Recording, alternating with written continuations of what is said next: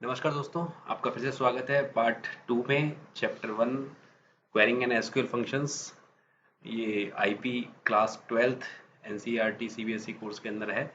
तो इस वाले पार्ट 2 के अंदर हम एग्रीगेट फंक्शंस के ऊपर बात करेंगे। एग्रीगेट फंक्शंस और ग्रुप बाय क्लॉज, जो पेज नंबर 12 एनसीईआरटी की जो बुक है उसमें पेज नंबर 12 से रेफर हो रहे हैं। एग्रीगेट फंक्शंस कहलाते हैं, मल्टीपल रो फंक्शंस भी कहते हैं उन्हें, क्योंकि एग्रीगेट फंक्शंस मल्टीपल रोज को एक साथ लेते हैं और उन पर एक साथ काम करते हैं। अब आप इसको ऐसे समझिए कि अगर मुझसे क्वेश्चन पूछा जाए कि आपकी क्लास में कितने बच्चे हैं, तो आप सब सारे बच्चों की इन्फॉर्मेशन को काउंट करेंगे, सबको काउंट करके बताएंगे कि हमारी क्लास में 48 बच्चे हैं। या आपको ये कहा जाए कि सारे बच्चों के मैथमेटिक्स के मार्क्स लो और उनका एवरेज निकालो, तो आपको सबके मैथमेटिक्स के मार्क्स चाहिए और उनका एक एवरेज निकालोगे, तो उन सबको प्लस करोगे, डिवाइड बाय 48 करोगे, जिससे कि एवरेज आएगा। तो aggregate functions works on a set of records as a whole and return a single value for each column of the records। जो भी आपने ग्रुप बनाया उन सब के लिए एक सिंगल वैल्यू रिटर्न होगी on which the function is applied. जिस भी कॉलम को आप ग्रुप के रूप में, जिस भी कॉलम के ऊपर आप एग्रीगेशन करना चाहते हो, उस कॉलम की एक एग्रीगेट वैल्यू, एक सिंगल वैल्यू रिटर्न होगी। अब इसमें सिंगल रो और मल्टी रो फंक्शंस के डिफरेंसेस भी बहुत ब्यूटीफुली दिए हुए हैं। सिंगल रो फंक्शन जो होते हैं वो सिंगल रो पे ऑपरेट करते हैं, जबकि multi row function multiple group of rows पे, 10 रो एक साथ ले लिए, 50 रो एक साथ ले लिए, या सारे रिकॉर्ड्स एक साथ ले लिए, उनके ऊपर काम करेंगे। Single row function single result return करते हैं और मल्टी रो फंक्शन एक ग्रुप ऑफ रोज के लिए एक रिजल्ट रिटर्न करते हैं। अगर उसमें 5 ग्रुप बने हैं तो 5 रिजल्ट आएंगे। आपने कहा बॉयज के लिए एवरेज मार्क्स कितने थे मैथमेटिक्स के, में गर्ल्स में कितने थे, तो दो ग्रुप बन गए। एक बॉयज का ग्रुप बन गया, उनके मार्क्स अलग आए, और एक गर्ल्स का ग्रुप बन गया जिसके मार्क्स अलग आए। तो इस तरह से ग्रुप के ऊपर डिपेंड करता है कि कितने ग्रुप बने। अगर हमने क्वेश्चन पूछा कि क्लास में कितने बच्चे हैं, तो पूरी क्लास एक ग्रुप बनी, तो उसमें आंसर आया 48। कहाँ यूज होंगे सिंगल रो फंक्शंस? आपको सेलेक्ट स्टेटमेंट पूरा याद होगा, तो सेलेक्ट, उसके बाद में फ्रॉम, फिर वेयर, फिर ग्रुप बाय, फिर हैविंग और ऑर्डर बाय, ये 6 क्लॉज सेलेक्ट में होते हैं। इसमें से सेलेक्ट में, वेयर में और ऑर्डर बाय क्लॉज में सिंगल रो फंक्शंस यूज हो सकते हैं। जबकि मल्टी रो फंक्शंस जो हैं ये सेलेक्ट में और हैविंग में ही यूज होते हैं। यहाँ पर हैविंग क्लॉज स्पेसिफाई नहीं किया हुआ है, जबकि इसमें एग्जाम्पल्स में कहीं ना कहीं लिया हुआ है, तो इसलिए आप जरूर याद रखिएगा, सेलेक्ट में और हैविंग क्लॉज में दो जगह पे मल्टी रो फंक्शंस या ग्रुप फंक्शंस यूज होते हैं। इनको मल्टी रो फंक्शंस भी कहते हैं, ग्रुप फंक्शंस भी कहते हैं, एग्रीगेट फंक्शंस भी कहते हैं। और एग्जाम्पल इनके हैं सिंगल रो फंक्शन के, अभी जो हमने लास्ट वीडियो में पढ़े मैथ्स के हैं, स्ट्रिंग है, डेट टाइप के फंक्शंस हैं जो डिफरेंट डिफरेंट डेटा टाइप्स पे काम करते हैं। यहाँ पर जो फंक्शंस हैं मैक्स, मिन, एवरेज, सम, काउंट और काउंट स्टार, ये मल्टी रो फंक्शन यहाँ पे हम पढ़ने वाले हैं। और जल्दी से देखें तो मैक्स एक कॉलम लेंगे आप कि मैक्स प्राइस निकालिए, select max of price from inventory. तो जितने भी रिकॉर्ड्स हैं इन्वेंट्री टेबल में, उन सबके प्राइस कॉलम में से सिर्फ मैक्सिमम वैल्यू निकाल के लेके आएगा ये, जो कि 6,73,112 निकल के आई। लार्जेस्ट वैल्यू निकल के आई, मिन से मिनिमम वैल्यू निकल के आएगी। सबसे सस्ती कार जो है इन्वेंट्री के अंदर वो 3,55,205 रुपीज़ की है, जबकि सबसे महंगी जो कार है that is of 6,71,173,112। Average, average निकाल देगा प्राइजेस की, कि आपने कहा कि जितनी भी कार हैं उन सब की जो प्राइस है उनका एवरेज क्या आ रहा है, तो एवरेज आ रहा है 5,76,091 रुपीज़। अब एवरेज के अंदर पॉइंट के बाद में बहुत सारे डेसिमल के बाद में बहुत सारी वैल्यूज आई, इसकी कोई खास वो नहीं है कि एवरेज में एवरेज निकाल दिया। तो एवरेज आपने कहा किस कॉलम पे एवरेज निकालना है, यहाँ पे आपने कोई ग्रुप की बात नहीं करी, तो देखिए पूरी टेबल के सारे रिकॉर्ड्स को एक साथ लिया गया और उनकी एक ग्रुप बनाकर एक ग्रुप का एक आंसर आया, तो इसलिए हमारे पास एक आंसर आ रहा है। फिर एक सम फंक्शन इसमें है, मिन, मैक्स, एवरेज और फिर सम। सम सारी वैल्यूज का सम निकाल देगा, जितनी भी प्राइस वैल्यूज हैं, मतलब आज के टाइम पे हमारे पास कितनी प्राइस की गाड़ी टोटल में आ गई, हमारे शोरूम के अंदर जो प्राइस गाड़ियाँ खड़ी उनकी कितनी टोटल प्राइस है, तो 46,08,733 इसका आंसर है। काउंट, काउंट दो तरह से यूज होता है। काउंट करने के, अगर आप काउंट में कॉलम का नाम लिखेंगे तो ये उस कॉलम में जितनी भी वैल्यूज हैं, नॉटनल वैल्यूज जो हैं, उनका काउंट करेगा। अगर मैं इस टेबल को देखूं, मैनेजर नाम की टेबल जिसका स्ट्रक्चर यहाँ दिखाया हुआ है, मैनेजर नंबर और मैनेजर नेम, यहाँ पर अगर मैनेजर नंबर लिख दूंगा, सेलेक्ट काउंट MNO, तो मुझे 4 आंसर आएंगे। अगर मैंने सेलेक्ट काउंट MEM नेम अगर मैंने लिखा, जो कि क्वेरी यहाँ पे बनी भी हुई है, तो मेरे को 3 रिकॉर्ड आएंगे क्योंकि एक चौथा रिकॉर्ड जो है वो नल है, तो नॉट नल वैल्यूज को ही ये लेगा या नल को इग्नोर कर देगा काउंट करने में।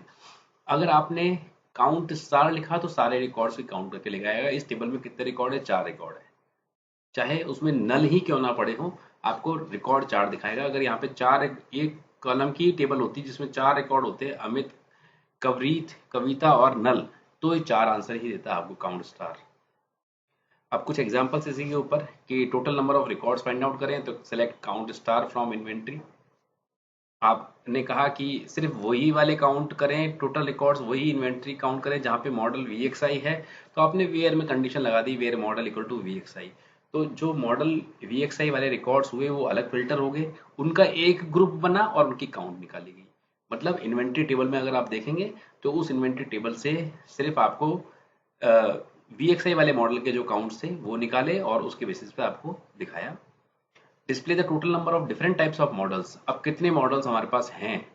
अगर हम इन्वेंट्री टेबल के ऊपर फिर से जाकर देखना चाहें तो देखिएगा आप, इन्वेंट्री, ये आपके पास इन्वेंट्री टेबल है, इसमें models LXI, VXI, sigma 1.2, delta, 5 star, standard, care, LXI, VXI फिर से आ रहे हैं। तो LXI VXI की तो दो हैं, सिग्मा 1.2, डेल्टा 1.2 और 5 स्टार और केयर, इन सब के एक एक हैं। तो वापस से हम अपने वहां पे पहुंचेंगे तो डिफरेंट टाइप से कितने मॉडल काउंट करने के लिए कहा, टोटल मॉडल काउंट की तो 6 क्या है, क्योंकि LXI और VXI दो बार आ रहे हैं। टोटल 8 रिकॉर्ड थे, उसमें से LXI VXI 2 बार रिपीट हुआ। तो टोटल क्या क्वेश्चन बना कि आप टोटल बताइए कितने अलग अलग तरह के मॉडल्स हैं। तो क्वेश्चन आपने कैसे लिखा, काउंट। आप काउंट में मॉडल अगर लिखेंगे तो वो 8 की 8 वैल्यू काउंट करके लेके आएगा, जबकि आपने क्या लिखा, डिस्टिंक्ट मॉडल। तो आपने क्या कहा, मॉडल्स की जो डिस्टिंक्ट वैल्यूज है उनका ही काउंट करना है। तो सिंपल इंग्लिश में चलती है SQL। तो आप सबसे इंपॉर्टेंट चीज है कि आप सिर्फ जो क्वेश्चन आया है उसको आप इंग्लिश में ही बोलने की कोशिश करेंगे, तो मेरे हिसाब से आप इजीली एक सही SQL सिंटेक्स क्रिएट कर पाएंगे। सेलेक्ट करना है काउंट किसका, distinct of model from inventory. Third example कहता है एवरेज प्राइस निकालिए all cars with model LXI। तो वेयर में तो LX model equal to LXI लगेगा ही, और एवरेज फंक्शन लगेगा, प्राइस आपने लिख दिया कॉलम के अंदर कि एवरेज प्राइस निकालना सिर्फ मॉडल का LXI का, क्योंकि जहां पे भी आपको कंडीशन दी हुई है कंडीशन आपने वेयर में लगाई और आपने रिकॉर्ड्स फिल्टर कर दिए। अब बात आती है ग्रुप्स बनाने की कि आप कैसे ग्रुप बनाएंगे।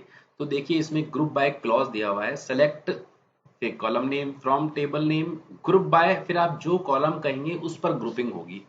अब यहाँ सेलेक्ट सेल्स जो टेबल है इसका डेटा यहाँ पे आपको दिखाया हुआ है। अब देखो अगर आप ग्रुपिंग करना चाहें, इनवॉइस नंबर सारे रिकॉर्ड्स में अलग अलग है, तो इस पे अगर आप ग्रुपिंग करेंगे तो भी 6 ग्रुप बनेंगे।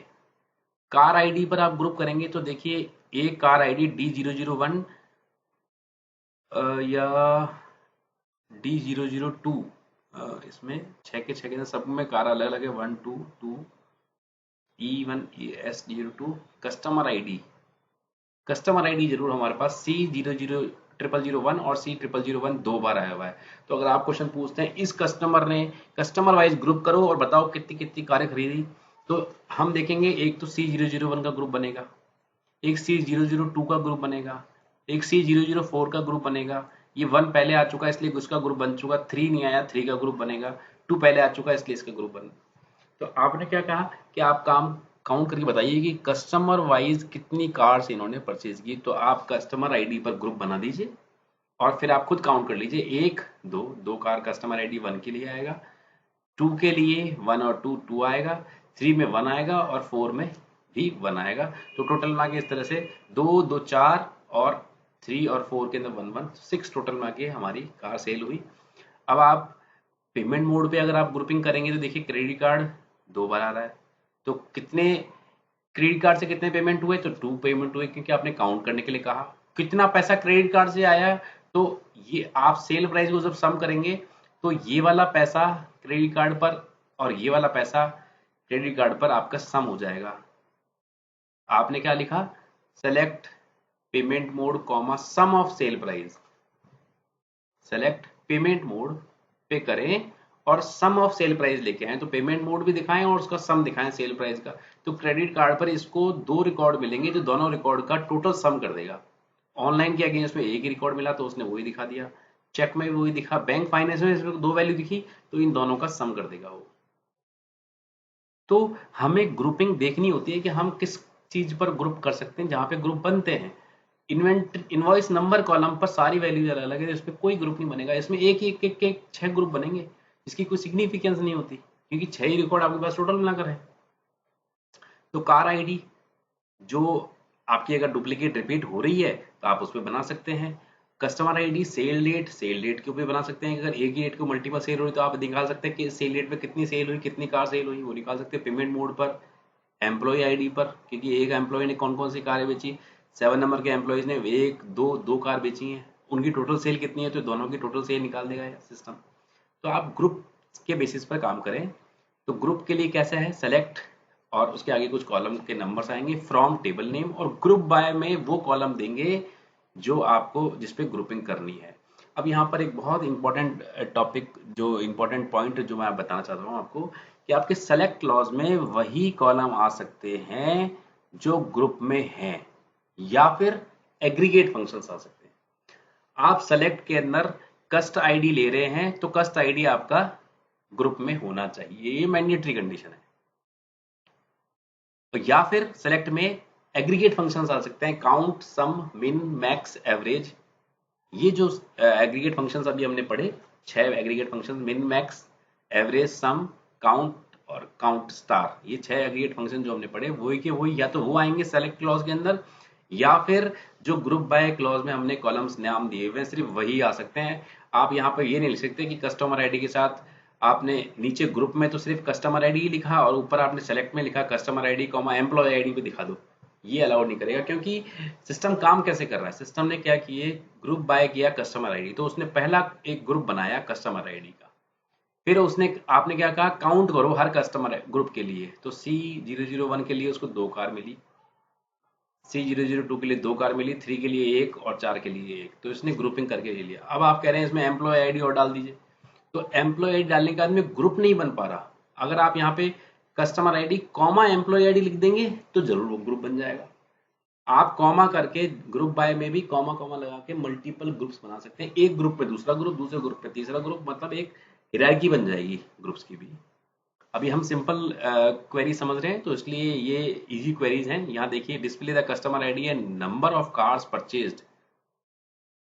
अब select customer ID comma count star, वही का वही क्वेरी है, बट इन्होंने क्या कहा, if the customer purchase more than 1 car from the sales tip. तो हमको सिर्फ वही रिकॉर्ड दिखाने हैं जो ऊपर क्वेरी बनी हुई है, इसी के अंदर से ही, इसी का एक्सटेंशन है ये।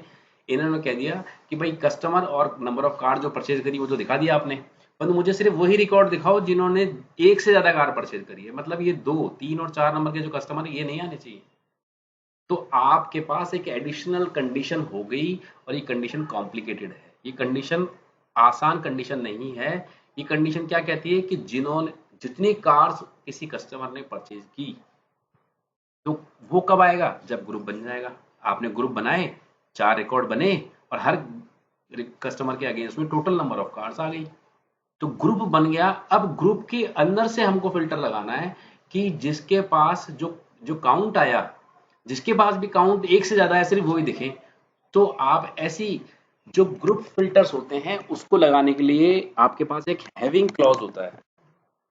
तो देखिए, select customer ID comma count star from sale, group by आपने कस्टमर आईडी, यहां तक तो आप पहले भी क्वेरी कर चुके। हैविंग में आपने जो कंडीशन लगाई वो ग्रुप को फिल्टर करने के लिए लगाई, count star is greater than 1, जिसका भी काउंट स्टार ग्रेटर देन 1 हो वही रिकॉर्ड हमें दिखे। तो सिर्फ 2 ही रिकॉर्ड दिखे आपको।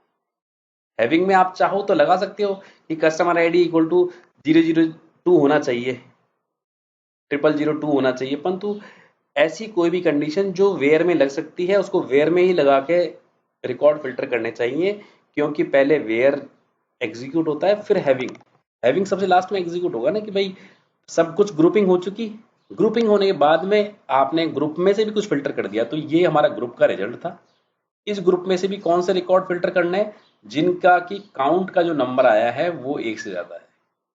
तो ग्रुप फिल्टर के लिए हैविंग क्लॉज यूज होता है। ये बहुत बड़ा क्वेश्चन बनता है एग्जाम्स में कि वेयर के बीच में और हैविंग में क्या डिफरेंस है। तो वेयर हमेशा रिकॉर्ड्स फिल्टर करने के काम आता है और हैविंग हमेशा ग्रुप्स फिल्टर करने के काम आता है। कौन कौन से ग्रुप्स आएंगे, कौन से नहीं आएंगे, ये बहुत बड़ा डिफरेंस है।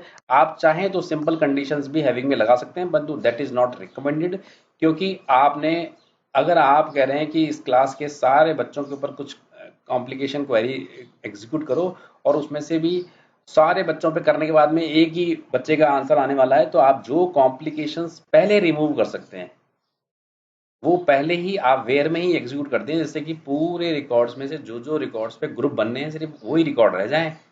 तो सिस्टम के लिए आसान होगा कि भाई ये बाकी सारे बच्चे तो हटा दो, सारे सारे मॉडल्स हटा दो, सिर्फ एलएक्सआई मॉडल रख लो कार का। एलएक्सआई मॉडल पे हमें काउंट करना है, तो आपने पहले एलएक्सआई हटा दिया, एलएक्सआई के अलावा बाकी सारे हटा दिए। तो ये एक एग्जाम्पल, थर्ड एग्जाम्पल देखिए, पेमेंट मोड लिया और काउंट कीजिए कितने कितने पेमेंट मोड से कितने पेमेंट आए हैं। तो count, select payment mode, comma, count payment mode. तो इसने पेमेंट मोड को काउंट किया, कितने कितने उस पेमेंट मोड से रिकॉर्ड्स हैं हमारे सेल्स टेबल में, और ग्रुप बाय पेमेंट मोड कर दिया। ऑर्डर बाय पेमेंट मोड करने से आपका रिकॉर्ड उस पेमेंट मोड की सीक्वेंसिंग ऑर्डर के अंदर आने लग जाएगा। पहले ए बी सी डी की अकॉर्डिंग सीक्वेंसिंग बनेगी। ऑर्डर बाय में पहले बैंक आएगा, बी, फिर सी, फिर सी, फिर ओ। वरना हमारे रिकॉर्ड जो थे वो सी ओ सी बी सी डी इस सीक्वेंस में थे। तो हमने कहा कि हमें तो ग्रुपिंग करो, और ग्रुपिंग करने के बाद में उनकी सीक्वेंसिंग चेंज कर दो। सारी रिजल्ट होने के बाद में ही आपका लास्ट में ऑर्डर बाय क्लॉज एग्जीक्यूट होता है। Fourth example, display the payment mode and number of payment made using the mode more than once. फिर वही क्वेश्चन पहले वाला जैसा ही कि ऐसे कौन कौन से पेमेंट मोड्स हैं जिनमें कि एक से ज्यादा पेमेंट आए हैं, तो आपको बिल्कुल हैविंग में लगाना condition. Having count star greater than one, आपने जैसे ही लगाया तो इसमें से greater than one, greater than two आप जो लिखेंगे उसके अकॉर्डिंग कंडीशन एग्जीक्यूट होगी, और सिर्फ वही रिकॉर्ड दिखाई देंगे जो इस, वही ग्रुप्स दिखाई देंगे जो इस कंडीशन को फुलफिल करते होंगे, वो रिकॉर्ड दिखाई दिए। तो ये था हमारे एग्रीगेट फंक्शंस और ग्रुप फंक्शंस के ऊपर पूरा वीडियो। जाने से पहले मैं आपसे रिक्वेस्ट करूंगा कि आप हमारे चैनल को जरूर सब्सक्राइब करें, जिससे नए वीडियो आपको लगातार मिलते रहे। धन्यवाद।